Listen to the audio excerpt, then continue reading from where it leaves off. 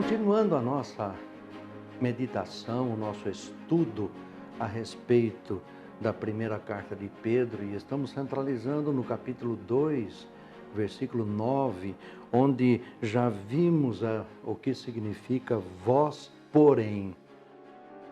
Pedro muda a temática para uma visão em termos de igreja, corpo visível de Cristo.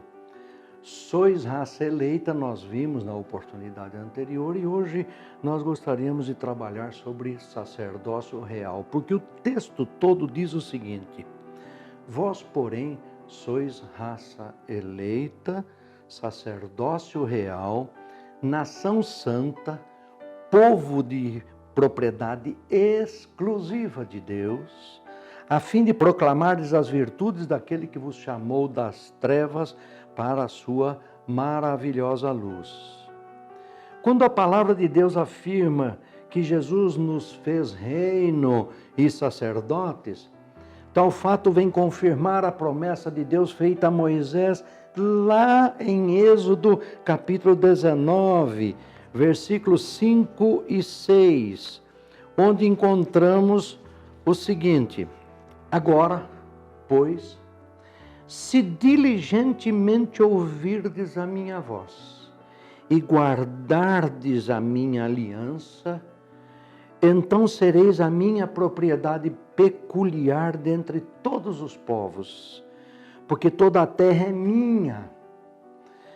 Vós me sereis reino de sacerdotes e nação santa. São estas as palavras que falarás aos filhos de Israel. Ou seja, não é uma coisa que iniciou-se com o ministério de Jesus Cristo, mas Jesus Cristo vem cumprir aquilo que está escrito lá em Êxodo capítulo 19, versículos 5 e 6. E é interessante observar aqui que tem uma pequenina palavra nesse texto que faz toda a diferença.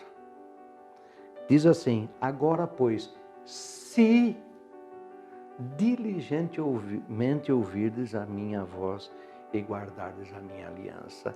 Esse se é significativo porque faz toda a diferença no nosso relacionamento com Deus, visto que o que Deus espera de nós, na verdade, é obediência à sua palavra. No Antigo Testamento, antes da lei mosaica, antes de Moisés trazer os 10 mandamentos e todos os outros preceitos para o povo de Israel, o chefe de família era o sacerdote. Como exemplo, temos a vida de Noé. Conforme lemos em Gênesis, capítulo 8, versículo 20, que diz o seguinte: levantou Noé um altar ao Senhor e, tomando de animais limpos e de aves limpas, sem defeito, ofereceu holocaustos sobre o altar. Aqui nós temos uma primeira expressão de exercício sacerdotal pelo chefe de família. Com o advento da lei, a tribo de Levi, Arão e seus filhos, assumiu as funções sacerdotais, conforme nós encontramos em Números, no capítulo 3, versículo 3, que diz assim: estes são os nomes dos filhos de Arão, os sacerdotes ungidos, consagrados para oficiar como sacerdotes.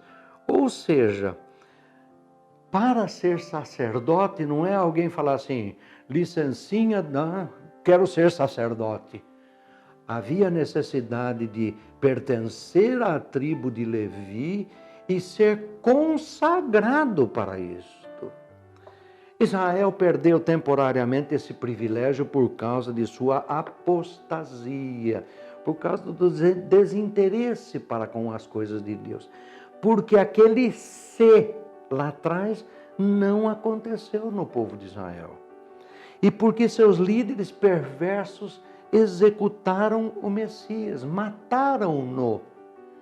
No presente momento, a igreja é um sacerdócio real que se mantém unido com o sumo sacerdote, que é sacerdote real, que é o próprio Jesus Cristo. No Antigo Testamento, nunca todos os homens foram considerados sacerdotes. Só um grupo específico de descendentes de Levi. Ora, o cumprimento dessa promessa se deu com a morte e ressurreição de Cristo.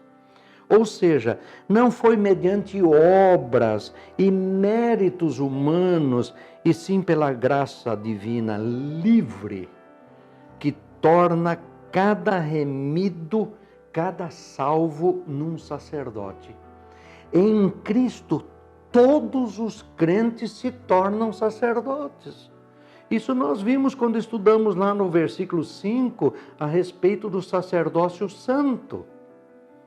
Todas as pedras vivas são sacerdotes santos, então, e oferecem sacrifícios agradáveis a Deus. Este é um exercício pessoal de santificação, visto que apresentamos nossa vida diante de Deus e oferecendo o nosso próprio corpo como sacrifício, pedindo perdão pelos nossos pecados, para que possamos gozar da intimidade com o Pai na casa espiritual, que é o nosso corpo. Então, o ponto de partida da vida cristã é a conversão.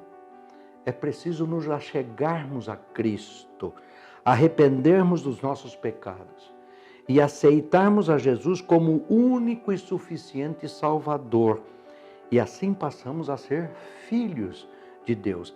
É o que o evangelista João, ele reitera isto no seu capítulo 6, versículo 57, dizendo assim: assim como o Pai que vive me enviou, Jesus Cristo dizendo, e igualmente eu vivo pelo Pai, ou seja, eu vivo para fazer aquilo que o Pai quer que eu faça, também quem de mim se alimenta, por mim viverá. Ou seja, Cristo passa a ser o pão da vida, passa a ser a água que flui do interior da vida do ser humano agora, pelo seu Espírito. O Evangelho de João ainda, no capítulo 4, versículos 23 e 24, ele vai dizer assim: mas vem a hora, e já chegou, em que os verdadeiros adoradores adorarão o Pai em espírito e em verdade, porque são estes que o Pai procura para serem seus adoradores. Deus é espírito, e importa que os seus adoradores o adorem em espírito e em verdade. O sacerdócio, muito além de ser um exercício pessoal de pedra viva, que somos nós unidos à pedra angular em Cristo, também se conforma num sacerdócio para edificação da nossa vida constantemente em Deus, conforme nós encontramos em Efésios, capítulo 2, versículo 20 e 22, que diz assim: edificado sobre o fundamento dos apóstolos e profetas, sendo ele mesmo, Cristo Jesus, a pedra angular, no qual todo edifício bem ajustado cresce para santuário dedicado ao Senhor, no qual também vós juntamente estáis sendo edificados para a edificação, habitação de Deus no Espírito. Hoje, todos os crentes são sacerdotes do novo templo de Deus, possuidores do direito e do poder de se aproximarem de Deus quando quiserem, a fim de receber graça e misericórdia. Isso foi concedido quando, na morte de Cristo, o véu do templo rasgou de cima embaixo. Tirou a diferença entre o lugar santo e o santo dos santos. E esta expressão agora deixa de ser um lugar físico e passa para a vida de cada um de nós. O apóstolo Pedro ensina que todos somos chamados para ser sacerdotes.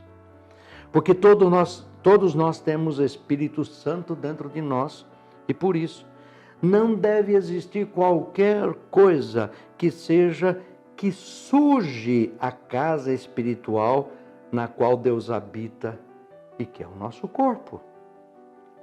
Por isso a advertência da primeira carta de João, capítulo 1, versículos 8 a 10.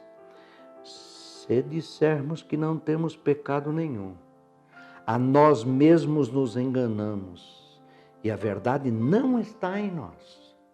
Se confessarmos os nossos pecados, olha aqui o papel do sacerdote, ele é fiel e justo para nos perdoar os pecados e nos purificar de toda injustiça.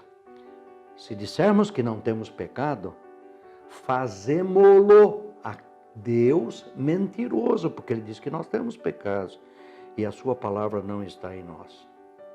Os sacrifícios espirituais envolvem o oferecimento da nossa própria vida a Deus, para seu agrado e glória.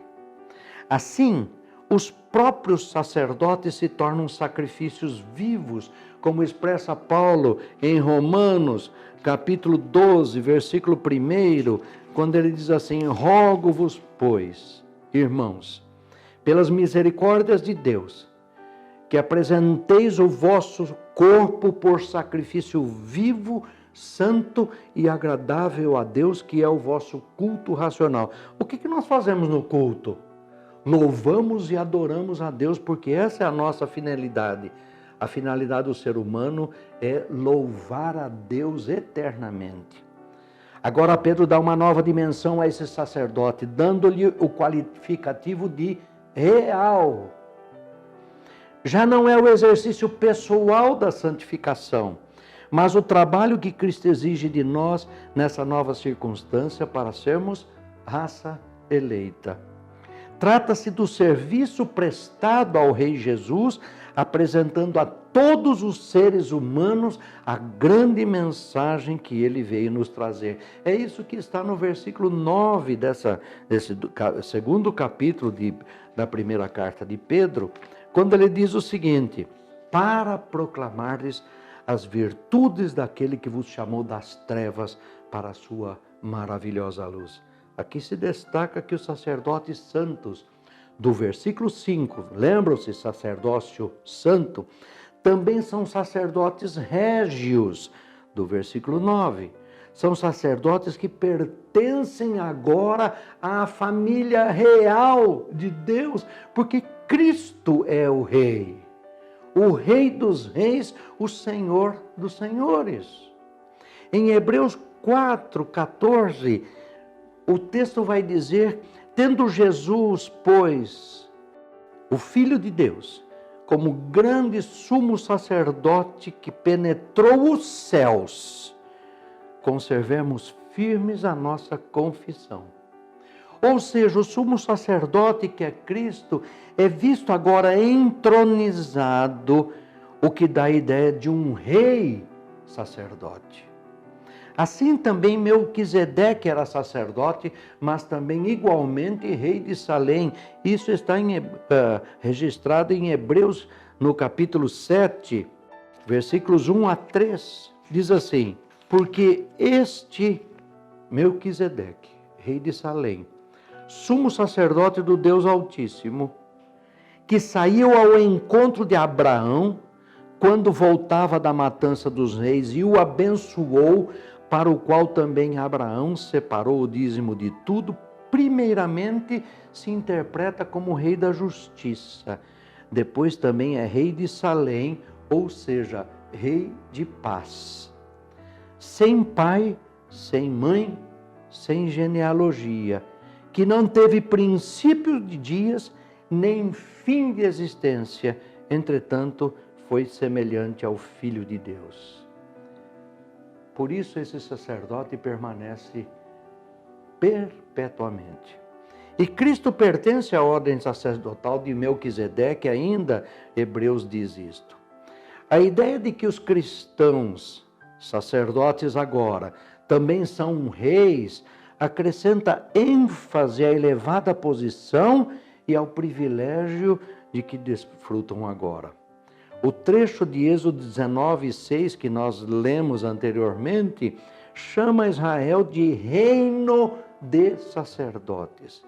Em Apocalipse 1, versículos 5 e 6, nós encontramos: e da parte de Jesus Cristo, a fiel testemunha, o primogênito dos mortos e o soberano dos reis da terra, àquele que nos ama e pelo seu sangue nos libertou dos nossos pecados e nos constituiu reino, sacerdotes para o seu Deus e Pai. A Ele seja a glória e o domínio pelos séculos dos séculos. E Apocalipse ainda diz que entoavam um novo cântico, dizendo: digno és de tomar o livro e abrir-lhe os selos, porque foste morto e com teu sangue compraste para Deus os que procedem de toda a tribo, língua, povo e nação.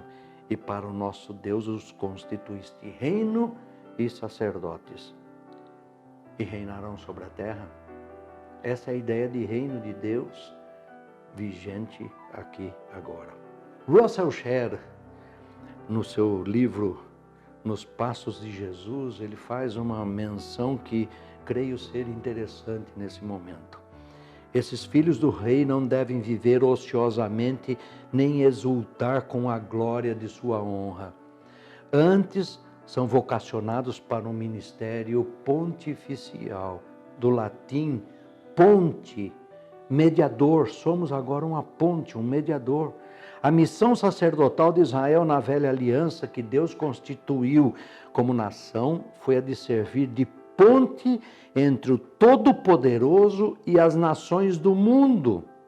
Hoje, todos os que participam do sacerdócio em virtude de sua adoção na família real de Deus devem servir mediante a intercessão, que é a ponte da oração, mediante a evangelização, que é a ponte da comunicação, mediante o serviço, que é a ponte da realização, e mediante a demonstração do amor de Deus na prática. Ser sacerdote real não é alguma coisa pouca, não. Nós representamos aquele que é o Rei, o Senhor Jesus.